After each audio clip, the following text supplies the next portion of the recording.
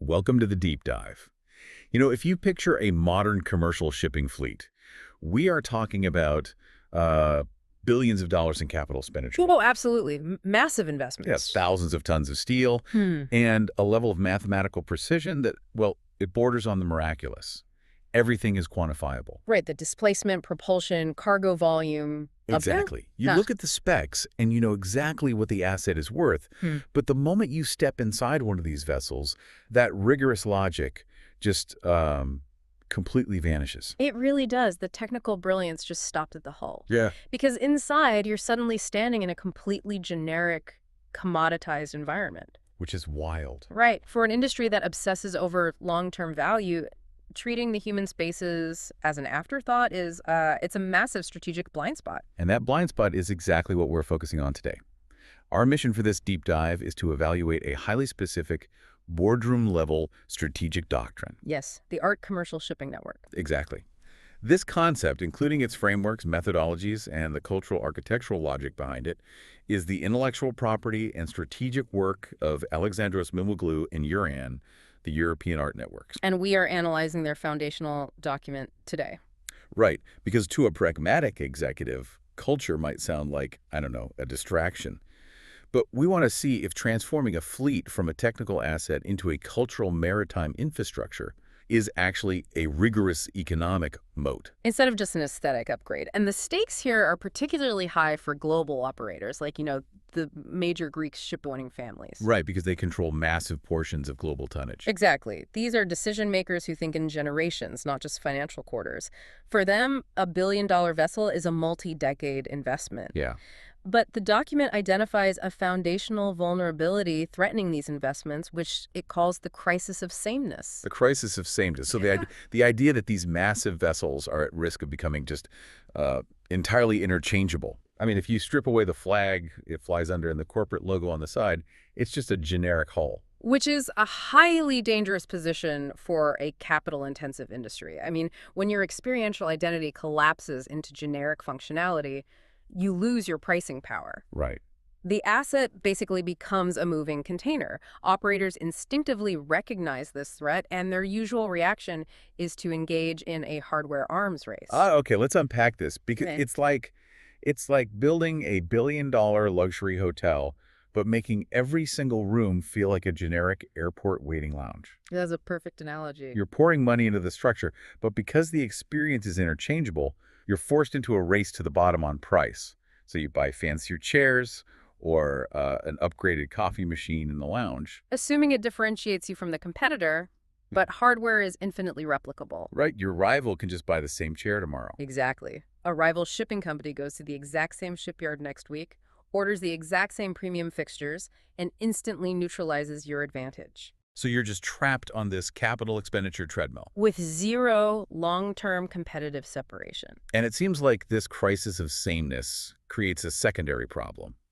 When a ship is just a collection of generic rooms, it leads to what the text calls a fragmentation penalty. Yes, the fragmentation penalty. Like if the bridge, the crew quarters, and the meeting rooms have no cohesive identity, the experience is completely disjointed. It breaks immersion. And the psychological impact of that fragmentation is profound. If you are operating a vessel with a siloed, sterile environment, you are actively driving down the time people want to spend in those spaces. Which brings up one of the most fascinating economic mechanics in the briefing, the square meter paradox. Oh, this is a brilliant concept. Let's get into the physics of that. Yeah. Because usually when you're managing a commercial space, the instinct is to maximize the transactional throughput per square meter, right? Right. You want as much pure utility packed into the space as physically possible. Exactly. But that hyperfunctional instinct is exactly what creates the paradox. By designing a space purely for rapid functional throughput, you actually depress its long-term yield. Wait, really? How so? Well, people use the space only when strictly necessary, and then they leave immediately. But when a space is culturally authored, when it has a coherent relational identity, people engage with it deeply. Ah, I see. The perceived value of that space increases dramatically. You are expending meaningful presence, which directly impacts the psychological well-being of the crew and, the prestige perceived by visiting partners. So if the hardware arms race is a dead end, and maximizing purely functional square footage actually hurts long-term value, Alexandros Mimoglou's proposed solution requires a complete structural redefinition of the fleet. Exactly. The core transformation thesis is shifting the fleet from a technical presence to a cultural maritime infrastructure. The phrasing there is very intentional. Infrastructure implies permanence, network effect, and utility. They're arguing that a commercial fleet is not just a moving warehouse. It is a continuous environment of work, rest, and passage that stretches across oceans, terminals, and port cities. It functions as a temporary society. But managing a temporary society requires governance. Yes, it does. And the document mentions a suite of proprietary tools designed by EURAN to achieve this. Specifically, the Cultural Operating System, or COS, the ADSM, and the 400 artwork method. Right. But the text gets heavily conceptual here. If I am a pragmatic maritime CEO, I need to know how these tools actually function. Like, how do you govern a space culturally? Think of the Cultural Operating System, the COS, not as software, but as the foundational rulebook for the physical environment. Okay. Instead of randomly decorating rooms, the COS dictates how spatial behavior is influenced, and it works in tandem with the ADSM. That's the art design strategy matrix, right? Exactly. The ADSM calculates the exact symbolic weight and functional purpose of every zone on the ship. So the matrix determines what kind of psychological state a specific room needs to induce, and the operating system ensures the physical design actually achieves that state. Precisely. And that brings us to the 400 artwork method, which sounds deceptively simple, but is actually a highly complex navigational tool. Because it doesn't mean simply buying 400 paintings and nailing them to the walls. No, not at all. It's a calculated deployment of visual anchors to dictate flow. The artworks serve as wayfinding mechanisms, narrative markers, and cognitive resting points. So they literally pull the crew or the visiting partners through the vessel in an intentional authored sequence. Yes. It's about giving the vessel a vertical identity, a logic that shapes every single surface and transition rather than just applying, a superficial nautical theme. Right, because a theme is easily discarded. It just sits on the surface. Exactly, whereas a vertical identity is baked into the structural reality of the ship. I have to play devil's advocate here, though. I can hear the boardroom pushback right now. Oh, for sure. A ship owner might look at this and say, look, this is incredibly sophisticated interior design, but my focus is global logistics, fuel efficiency, scale. If I want it to look nice, I can just hire a high-end decorator to pick out nice furniture. Right, the classic objection. So how does this transition from just an aesthetic choice to an actual rigorous economic moat? Because a decorator upgrades the visual appeal of a room for, a few years? Cultural architecture alters the operational life cycle of the asset itself. Okay, walk me through that. The text points out a massive financial reality regarding generic interiors. They are highly susceptible to trend decay. Trend decay. Yeah, a generic, hyper-modern lounge looks incredibly dated within 5 years, which forces operators into expensive, disruptive retrofit cycles just to maintain basic standards. Because the hardware literally ages out of style. Right, but culturally authored environments, designed with proportion, light, and symbolic clarity, they age gracefully. You cannot easily copy a deeply integrated cultural system, so the uniqueness remains. I get it. By installing an authored environment, you are actively extending the economic life of the vessel and drastically reducing the frequency of those major capital overhauls. And the balance sheet reflects that immediately. Every skipped retrofit cycle is millions of dollars saved. Not to mention, you avoid taking the ship out of active rotation. Exactly. And that is the real value from a ship owner's perspective. It provides a non-replicable competitive advantage that stabilizes the asset's long-term value. Okay, let's translate this corporate strategy into human experience. Because if I am a crew member or a terminal operator, how does this cultural identity actually manifest physically? Well, the document introduces specific cultural blueprints it calls prototypes. It specifically mentions warm and monochrome registers. Right, the warm register. Let's talk about that. To understand it, we have to consider the cognitive load on the crew. Imagine a chief engineer who has just finished a 12-hour shift staring at high glare dials in a vibrating, high-decibel engine room. It's an intense sensory environment. Highly intense. So when they step into the mess hall or the lounge, a warm register uses specific calibrated textures, muted acoustics, and curated visual focal points to actively lower their heart rate. Wow. So it's a physiological intervention, not just a color palette. Exactly. It's not about making it look pretty, it's about making it functional for human recovery. So you're creating a unified atmospheric language. You don't step out of a highly engineered operational zone into a sterile, hospital-like corridor. Right. The transition is designed to decompress the individual. The architectural sequence is preserved. And to anchor that sequence, the document states that every fleet needs a center of gravity. Yes. For larger commercial vessels or massive flagship terminals, this is the art center. And they're very clear that this is a cultural engine, right? Not a static gallery where you just go to look at things and leave. Exactly. It's the centralized location where the vessel's identity is most concentrated. But of course, they also acknowledge the strict spatial constraints of commercial shipping.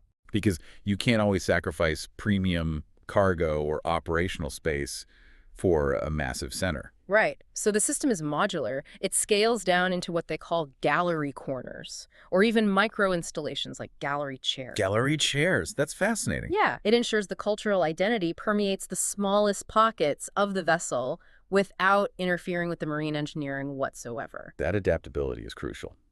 And this identity doesn't stop at the edge of the hull, does it? No, it doesn't. The strategy actually extends to the port cities through what they term destination bridges. The idea is that the fleet becomes a moving Mediterranean embassy. This is where the international positioning and maritime soft power truly crystallize. You are no longer just a foreign logistics company utilizing a port. Right. By bridging the vessel's cultural identity with the terminal and the local port city, you create massive institutional visibility. You establish the fleet as an international brand asset actively engaging with the destination's ecosystem. Here's where it gets really interesting for your ESG narrative of environmental, social, and governance goals. Oh, absolutely. We talk so much about the E in ESG, focusing on emissions and fuel types, but the S and the G are just as critical. This concept of creating dignified crew environments speaks directly to the social responsibility of the operator. Retention, mental health, and operational safety are paramount concerns for global operators right now. Right. When you treat crew spaces as meaningful domains rather than just residual leftover square footage, you are directly investing in the human capital that keeps the fleet moving. You're signaling respect through the architecture itself. Yes, which has a measurable impact on crew turnover and safety compliance. Okay, so the strategic vision is clear, and the economic rationale is sound. But vision is nothing without execution. Very true. A maritime executive will immediately point to operational constraints, tight shipyard schedules, and just the sheer friction of overhauling an active fleet. So how does a company actually deploy this without grinding their logistics network to a halt? The briefing tackles this operational credibility head-on. EURAN is not pitching a theoretical academic exercise here. No. They have already produced and installed over 40,000 artworks across 19 vessels of a major global cruise company. Wait, 40,000 pieces across 19 ships? Yes. Doing that under strict maritime safety codes requires intense logistical discipline. They clearly know how to integrate with naval architects and shipyard workflows. They deeply understand the friction of maritime implementation. So, to systematize this for commercial fleets, Alexandros Mimoglou outlines a proprietary executive path. And it's not a simple checklist, is it? No, it's a 6-step strategic journey for the entire organization. So let's trace that journey for the listener. How does a company begin mapping out this transformation? It starts with an archaeological dig into the company's own legacy, which they call cultural identity mapping. You aren't inventing a random aesthetic. You are discovering the fleet's authentic Mediterranean cultural DNA. Finding the real roots. Right. Once that DNA is isolated, you move into step 2, the experiential alignment phase. This is where you embed that identity into the physical environment, translating the conceptual DNA into the shipyard blueprints for the corridors, the terminals, and the crew spaces. Which naturally leads to the boardroom's primary concern, monetization. How does the culture pay for itself? That is step 3, the economic activation phase. Okay. This is where the operator leverages the new environment to establish pricing power, optimize dwell times in partner-facing areas, and increase the overall revenue density of the fleet. And step 4. Following that is network integration, where you link the fleet's newly established identity to broader commercial ecosystems like hospitality, real estate, or aviation partners. And then step 5 is extending that network into the physical world via the destination bridges we discussed earlier, connecting directly with the port city. Exactly. Culminating in final phase, step 6, cultural leadership positioning. The organization is no longer viewed merely as a logistics provider, but is recognized as a cultural force on the global stage. It's a profound shift in corporate identity. But deploying that entire journey across dozens of active ships sounds, well, overwhelming. It does. To mitigate that risk, the document outlines 3 modular entry strategies, right? Yes. They are designed specifically to respect existing marine engineering workflows without disrupting operations. The first path is option A, full activation for a specific flagship. So you take one existing asset and apply the complete framework to serve as the gold standard for the company. Exactly. The second option, option B, seems even more efficient.